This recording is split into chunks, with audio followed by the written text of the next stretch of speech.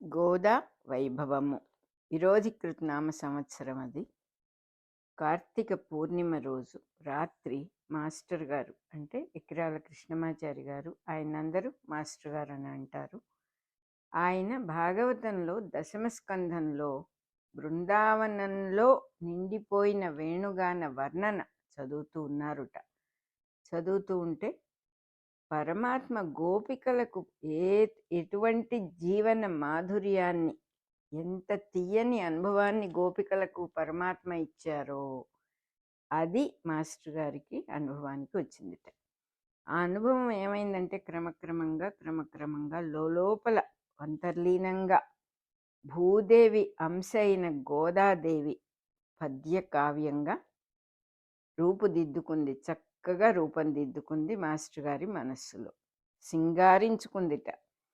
కార్తీక బహుళ ఏకాదశి రోజు అంటే సరిగ్గా 11వ రోజు రాత్రి 12:15 కలలాగా మాస్టర్ గారికి కనపడిందిట. విల్లి పుత్తూరు వేణుగోపాలుని మెడలో పూలదండలు సవరిస్తున్న గోదాదేవి కనపడిందిట.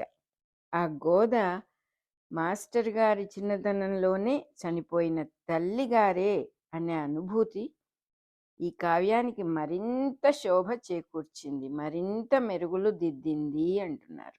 నవంబర్ 13, 1971 మొదలైన ఈ కావ్య రచన డిసెంబర్ 29, 1971 పూర్తయిపోయిందిట.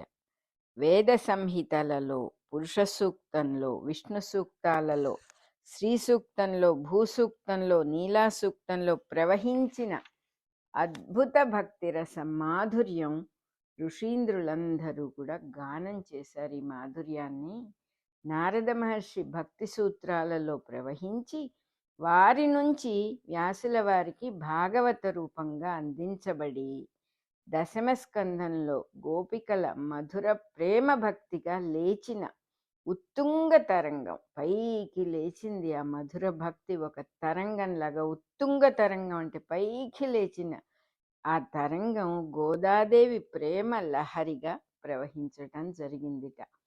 దక్షిణ భారతదేశంలో అంటే సౌత్ ఇండియాలో 12 మంది మహాభక్తులైన ఆళ్వారులు, పరమ గురువులైన వాళ్ళు ఉన్నారు. ఆ 12 మందిలో వారే విష్ణు చిత్తులు. ఆయనకి పెరియాళ్వారని కూడా పేరుంది. ఆయనే గోదా కుమారికి తండ్రి అన్నమాట. ఆ మధుర ప్రేమ భక్తి అనేది యామున మునీంద్రుల చలువ వల్లనే శ్రీమద్ రామానుజులు నెలకొల్పిన విశిష్టాద్వైతము అనే దాంతో లోకంలో వైష్ణవ సంప్రదాయంగా స్థిరపడిందిట. 3 సిద్ధాంతాలు బాగా ప్రసిద్ధి చెందినవి: ద్వైతము, అద్వైతము, విశిష్టాద్వైతము. తేలిక భాషలో నాకు తెలిసినంత వరకు చెప్పగలిగింది నేను ఏంటంటే, సముద్రంలో నుంచి లేచిన బుడగ తాను బుడగనని, సముద్రుడు దైవమని అనుకోవటమే ద్వైతం. అంటే ద్వైతం అంటే రెండుగా ఉన్నది, దేవుడు జీవుడు ఒకటి కాదు అనేటటువంటి భావం. బుడగ తాను వేరనుకుంటుంది. నేను ఎంత చిన్నదాన్ని, నేను ఎంత తక్కువ దాన్ని, ఆ దైవంతో నేను ఎలా సమానం అవుతాను అని భావిస్తుంది. కానీ నిజానికి పార్ట్ అండ్ పార్సిల్ ఆఫ్ సముద్రమే కదా బుడగ. అందులో నుంచి వచ్చిన బుడగ సముద్రమే కదా. కానీ అలా అనుకుంటుంది ఆ బుడగ. అది ద్వైతం అన్నమాట. ఇందులో ఒకవేళ నేను చెప్పే దాంట్లో ఏదైనా పొరపాటు లాంటిది ఉంటే పెద్దలు క్షమించి సవరింతురుగా కానీ నమస్కారం చేసి చెప్పుకుంటున్నాను. నాకు అర్థమైనంత మటుకు ఇది. ఇంకా అద్వైతము అంటే ఏంటంటే రెండు లేనిది, ఉన్నది సముద్రం ఒకటే. దానిలో నుంచి లేచిన బుడగవచ్చు, అలవచ్చు, ఏదైనా నూరుగవచ్చు, ఏదైనా ఉన్న వస్తువు ఒకటే. ఆ రెండు లేవు ఇక్కడ అనేది అద్వైతము. అద్వయము అంటే రెండు కానిది, ఒకటిగా ఉన్నది అని. ఇంకా విశిష్టాద్వైతం అంటే ఏమిటి అంటే, నాకు అర్థమైనంత మటుకు బుడగ సముద్రంలో నుంచి వచ్చినా కూడా అది బుడగే, సముద్రం సముద్రమే. సముద్రంతో అది సమానమయ్యే ప్రసక్తే లేదు. సముద్రంలో నుంచి వచ్చి ఉండవచ్చుగాక, సముద్రుడు అవదు. ఒక బుడగ సముద్రుడు అవదు. ఎప్పుడు అది ఏకమవుతుందంటే నేను అక్కడి నుంచే వచ్చాను గదా! నాకు దానికి ఏ రకమైన తేడా లేదు గదా! నాకు విడిగా ఒక అస్తిత్వం అనేది లేదు. నేనొక పర్సన్‌ని కాదు. నేనొక ఇండివిడ్యువల్‌ని కాదు. నాది నేను అంటూ ఇక్కడ విడిగా ఏమీ లేదు అని ఆ బుడగ తెలుసుకుని, ఆ సముద్రంలో వెనక్కి పడిపోయినప్పుడు అదే విశిష్టమైన అద్వైతము అవుతుందన్నమాట. ఈ 3 నాకర్థమైనంత మటుకు ఇది. తప్పులుంటే పెద్దలు క్షమింతురుగాక. క్షమించి సవరింతురుగాక. గోదాదేవి కథ వైష్ణవ సంప్రదాయ తమిళ గ్రంథాలలో ఉన్నది. ఆ ఈవిడ యొక్క కథ. తెలుగులో భైరవ కవి రాసిన శ్రీరంగ మహాత్మ్యము అనే పద్యకావ్యంలో కూడా గోదాదేవి చరిత్ర ఉంది. శ్రీకృష్ణదేవరాయలు వ్రాసిన ఆముక్తమాల్యద. ఆముక్తమాల్యద అంటే తాను ధరించిన దండలను సమర్పించినది అని అర్థం దానికి. కృష్ణదేవరాయల వారు రాసిన ఆముక్తమాల్యద అనే గ్రంథంలో కూడా గోదాదేవి కథ ఉన్నది. 12 మంది ఆళ్వారులలో ఒకరైన విష్ణు చిత్తుడికి పెరియాళ్వారని కూడా పేరుంది. ఆయనకు భూమాత ప్రసాదించిన కూతురే గోదా కుమారి. ఆ భక్తిమూర్తి అయిన గోద గోపకన్యలు కృష్ణుణ్ణి భర్తగా కోరి ఆచరించిన కాత్యాయని వ్రతంలాగానే తను శ్రీవ్రతము అని తన స్నేహితురాండ్రతో కలిసి చేసిందనమాట. ఈ శ్రీవ్రతం ధనుర్మాసంలో 30 రోజులు రోజుకొక పాశురంతో అంటే మంగళగీతాలు రోజుకొక గీతం పాడుతూ స్వామిని అర్చించి కీర్తించింది. ఆ మంగళగీతాలకు పాసురములు అని పేరు. ఆ గీతాలన్నీ కూడా తిరుప్పావై అనే పేరుతో తమిళ భాషలో బాగా ప్రసిద్ధి చెందిన ఇవన్నీ కూడా గోదాకుమారి రాసినవే. గోదా కళ్యాణ కథ పాండ్యదేశంలో విల్లిపుత్తూరు అనే గ్రామం ఉన్నది. దానినే ధన్వి నగరం అని కూడా అంటారు. ఆ గ్రామంలో విష్ణు చిత్తుడు అనే యజుశాఖీయ బ్రాహ్మణుడు కాశ్యప సగోత్రికుడు ఉన్నాడు. విల్లిపుత్తూరులో ఉన్న వటపత్రశాయి అయిన గోపాలకృష్ణుణ్ణి సేవిస్తూ పూల తోటలు పళ్ళ తోటలు పెంచుతూ ఆ పూలు మాలలుగా స్వామికి సమర్పిస్తూ పండ్లను నివేదన చేస్తూ ఎంతో అనుష్ఠానపరుడై స్వామిని సేవించుకుంటూ జీవిస్తూ ఉన్నాడు ఆయన. ఆయనకు పిల్లలు లేరు. ఒకరోజు తులసివనంలో ఒక స్త్రీ శిశువు, ఒక ఆడపిల్ల ఆయనకు కనిపించటం, స్వామి ప్రసాదమే అని తలచి భార్యకి ఇవ్వటం, ఆ పిల్లని వాళ్ళిద్దరూ ఎంతో గారాబంగా పెంచి పెద్దదాన్ని చేయటం జరిగింది. పెరిగి పెద్దదైన గోద యువతి అయి యవ్వనవతి అయి కృష్ణుని యందు మధుర భక్తి భావనతో పరవశించిపోతూ ఉండేది. కృష్ణుడి మీద విరహంతో రాత్రులు నిద్రపోక చెలికత్తెలతో కలిసి స్వామి మీద మధుర గీతాలు పాడుకుంటూ గడిపేసేది. ఆవిడ చెలికత్తెలు పూర్వజన్మ స్మృతితో ఈమెయే భూమాతాంశైన సత్యభామ అని తెలుసుకున్నారు. కృష్ణదేవరాయల వారు కొద్ది మార్పులతో కథ ఇలా చెప్పారు. గోదాదేవి విరహావస్థ చూసి విషయం అర్థం కాని విష్ణు చిత్తుడు స్వామి గోద పడుతూన్న అవస్థ చూడలేకపోతున్నాను, నువ్వే కాపాడాలి అని మొరపెట్టుకున్నాడని, స్వామితో మాట్లాడటం, స్వామి కూడా ఆయనకు సమాధానం చెప్పటం మామూలు విషయమే. గోదను శ్రీరంగానికి తీసుకువెళ్ళి శ్రీరంగేశ్వరిని దర్శనం చేయించటంతో ఆమెకు మనస్సుకు శాంతి కలుగుతుందని స్వామి చెప్పటం, అలాగే అని విష్ణు చిత్తుడు గోదని శ్రీరంగం తీసుకువెళ్ళటం జరిగింది. స్వామి మాట ప్రకారం గోదను శ్రీరంగానికి తీసుకువెళ్తాడు. శ్రీరంగేశ్వరుడు గోదని చూసి చూడగానే ప్రేమలో పడిపోతాడట. ఉన్నపళంగా గోదని అంతఃపురంలోకి తీసుకుని వెళ్ళిపోతాడట. పల్లకీలో గోదాకుమారి మాయా రూపాన్ని ఉంచుతాడు శ్రీరంగడు. విష్ణు చిత్తుడు విల్లుపుత్తూరు తిరిగొచ్చి పల్లకీలో గోద లేదని తెలుసుకుని కృష్ణుడితో మొరపెట్టుకుంటాడు. కృష్ణుడు గోద పల్లకీలోనే ఉంది, చూడమని ధైర్యం చెప్పటంతో తిరిగి వచ్చిన ఆయనకు గోద కనపడుతుంది. కృష్ణుడి ఆజ్ఞతో గోదను రంగనాథుడికిచ్చి వివాహం చేస్తాడు విష్ణు చిత్తుడు. ఐలవారి కథ పై విధంగా ఉంది. మాస్టర్ గారు ఈ కావ్యంలో గోదా వైభవం మాత్రమే ఉద్దేశించి వ్రాశారు. ధనుర్మాసం 30 రోజుల అనుభూతిగా 30 భాగాలుగా వ్రాశారు. కథ ఈ విధంగా ఉంది. యవనంలో ఉన్న గోదాకుమారి గుళ్ళో ఉన్న మదన గోపాలుడిని చూస్తూ తనకే తెలియని ఒక మధుర విరహ బాధను అనుభవిస్తూ ఉంటుంది. తనలో వచ్చిన మార్పుకు తానే ఆశ్చర్యపడుతూ ఉంటుంది. చెలికత్తెలతో కలిసి జాగరణ అంటే నిదురలేని రాత్రులు గడపటం మొదలుపెట్టింది. క్రమంగా ఆవిడకు బృందావన గోపికలకు కలిగిన మధురానుభూతి అనుభవానికి వచ్చింది. తెల్లవారక ముందే స్నానం చేసి స్వామిని దర్శనం చేసుకునేప్పుడు స్వామి చూపులు శృంగారభరితంగా ఒక ప్రేమికుడి చూపులలాగా తోచి ఆవిడలో మధురమైన సంచలనాన్ని కలిగించేవి.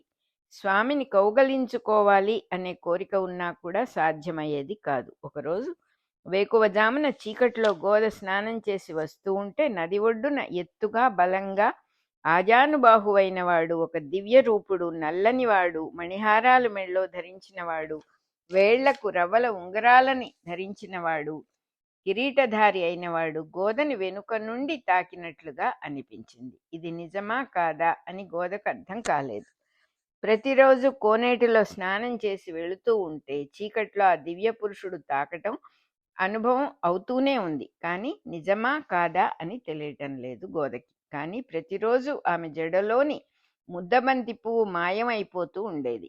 ఆలయానికి వచ్చి చూస్తే ఆ ముద్దబంతి ముద్దుగా స్వామి విగ్రహం మీద, స్వామి చేతిలో ఉన్న మురళి మీద కనిపించేది. తనకి రోజూ కనపడుతూ ఉన్నవాడు ఆలయంలోని స్వామి కాదని గోద భయపడుతూ ఉండేది. ఆలయంలో స్వామిని నిజమేదో తెలియచేయమని గోద వేడుకున్నది, కానీ స్వామి మారు పలుకలేదు. ఇంతలో గోద మేనమామ తన కుమారునితో వచ్చి గోదని కోడలుగా కావాలని సంబంధం మాట్లాడాడు. గోదకి దుఃఖం ముంచుకొచ్చింది. స్వామికి తన ప్రేమను సిగ్గు విడిచి నివేదించుకుంది. నిన్నే వరించాను స్వామి, నన్ను రక్షించమని వేడుకుంది. తండ్రి విష్ణుచిత్తుడు ఆలయానికి వెళ్లే ముందర గోద పూలమాలలు కట్టి అందించేది. తండ్రి పూజ ముగించుకుని వెళ్ళిన తర్వాత తన చేత్తో కట్టిన దండలు అలంకరించుకున్న స్వామిని చూసి మురిసిపోయేది. మధుర భావాలతో పులకించిపోతూ ఉండేది. ఇది ఇలా ఉండగా ఒకరోజు గోద చెలికత్తెలలో హేమ అనే ఆమెకు ఒక కల వచ్చింది. ద్వారకలో సత్యభామ కోపగృహంలో రుసరుసలాడుతూ ఉండటం, శ్రీకృష్ణుడు ఆమెను సముదాయించి గరుత్మంతుని మీద సత్యభామతో సహా స్వర్గంలో ఉన్న నందనవనం చేరుకుని పారిజాత వృక్షాన్ని తెచ్చి సత్యభామ భవన ప్రాంగణంలో నాటాడుట. సత్యభామ పారిజాత పుష్పాలు దండగా గుచ్చి కృష్ణుని మెడలో వెయ్యబోతే ఆయన చెయ్యి తగిలి దండ జారి ఆమె మెడలోనే పడిపోయిందిట. ఆమె నొచ్చుకుని ఇలా అయిందని మరో దండ కట్టి కృష్ణుడి మెడలో వెయ్యాలనే ప్రయత్నంలో ఉంటే పరమాత్మ ఆమెను ఆపి, నీవు ధరించిన దండే నాకు ఇష్టం, నాకు ఆమాలనే వెయ్యమని, ఆ పూలమాలనే వెయ్యమని, ఆ దండనే కావాలని పట్టుబట్టాడని, ఎన్ని జన్మలకైనా నీవు ధరించిన దండలే నేను ధరిస్తానని వరమిచ్చాడట. హేమకు కలలో కనిపించిన సత్యభామ గోదలాగానే అనిపించింది. ఆ విషయం గోదకి చెప్పటంతో గోద స్నేహితురాలి అదృష్టాన్ని మెచ్చుకుంది. ఒకరోజు రాత్రి గోద తనకు కూడా కలలో కనిపించి స్వామిని సాన్నిధ్యం ప్రసాదించమని వేడుకుంది. వెంటనే ఆమెకు నిద్ర ముంచుకు వచ్చిందిట. కలలో స్వామి తెల్లని గుర్రాల రథంలో నుంచి దిగివచ్చి దర్శనం ఇచ్చాడు. గోదకి శరణాగతి రహస్యాన్ని బోధించాడు. కనులలో తీక్ష్ణమైన గంభీర ముద్రతో గోదకు స్వామి, నేను ఇచ్చిన దాన్ని తీసుకోవడమే నీ కర్తవ్యం, కానీ ఏదీ కూడా నీవుగా కోరటం వ్యామోహం అవుతుంది. అది మన ఇద్దరి మధ్య అడ్డం వస్తుంది. భక్తికి వ్యామోహం అడ్డుపడుతుంది అని బోధిస్తాడు. ధర్మ పదము అనేది నా మార్గం, దానికి కోరిక అడ్డం అవుతుంది.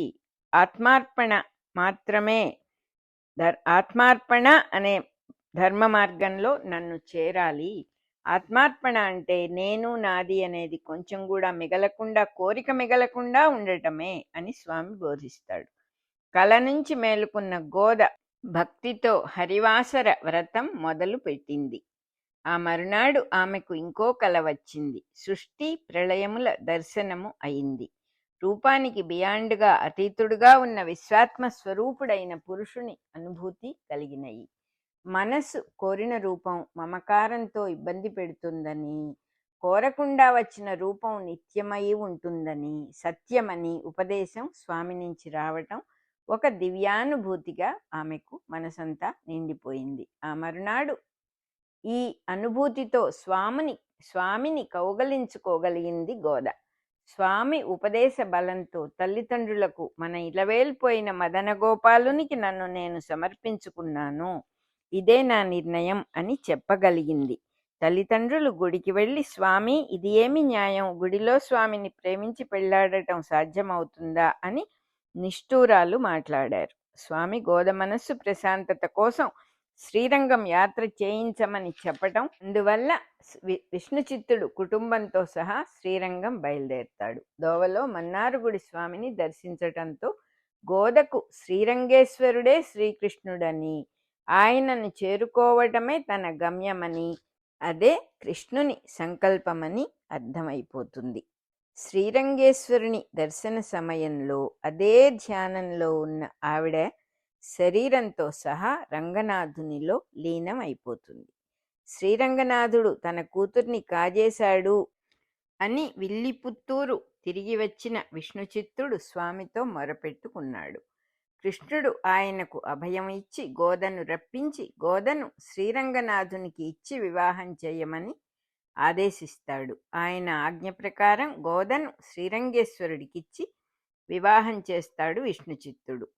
విల్లిపుత్తూరులో స్వామి పర్యవేక్షణలోనే ఋషులను దేవతలను ఆహ్వానించి వారి సమక్షంలో వివాహం జరిపిస్తాడు విష్ణుచిత్తుడు. శ్రీరంగనాథుడికి భూదేవి అంశైన గోదకు రంగరంగ వైభవంగా వివాహం జరుగుతుంది. లక్ష్మీదేవితో కూడి ఉన్న రంగేశ్వరుడితో జీవితం ఎలా ఉంటుందో అనే సంకోచంతో గడపలో కాలుబెట్టిన గోదకు శ్రీరంగడు పాత జ్ఞాపకాన్ని గుర్తుకు వచ్చేట్లు చేస్తాడు. శ్రీదేవితో పాటు తాను భూదేవిగా స్వామి వక్షస్థలంలో నివాసం ఉన్న విషయం ఆవిడకు గుర్తు చేస్తాడు. పరమాత్మ శ్రీ భూ నీలా సహితుడై వైకుంఠవాసుడై అనేక అవతారాలు ఎత్తటం, శ్రీ భూదేవులతో వియోగం కలగటం, మళ్ళీ వాళ్ళు తన సాన్నిధ్యం చేరటం అన్నీ గోదకు వివరంగా చెప్పడంతో ఆమె తృప్తిగా స్వామి సాన్నిధ్యాన్ని అనుభవిస్తూ ఉంది. శ్రీరంగడు శ్రీ భూదేవి సహితుడై లోకాలను ఏలుతూ ఉన్నాడు. గోదావైభవం కథ ఈ రకంగా ఉన్నది. ఇది పద్యకావ్యము. పద్యాలు మళ్ళీ మనం చదువుకుందాం.